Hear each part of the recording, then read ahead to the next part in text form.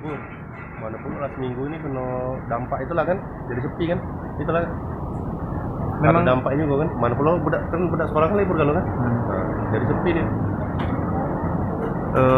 Kerja juga dari rumah kan, jadi memang kendaraan juga terlihat juga jarang melintas. Tepi lengang, ya jalan tepi lengang kan. Mungkin pada takut nak keluar rumah palingnya. Jadi kalau dari pihak SPBU ada antisipasi nggak? Antisipasi mungkin kita sudah antisipasi, sudah nyiapkan masker kan, sudah sanitizer kan. Cuman ini apa masalahnya dari masker ini susah sekarang dia buat mendekati lagi, mana lah larinya masker itu kan.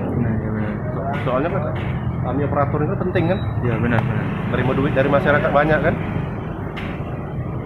Mereka juga nggak dipakai sarung tangan atau gimana gitu kak? Kalau sarung tangannya kayaknya nggak. Tidak memang sarung tangan. Cuman sarung tangan sudah siap gitu, memang ada sarung tangannya.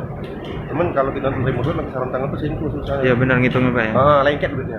Lengket ya kan. Jadi habis itu mungkin pakai ini hand sanitizer ya. Kalau masuk dalam pakai hand sanitizer itu gitu, sudah lengkap di dalam kan.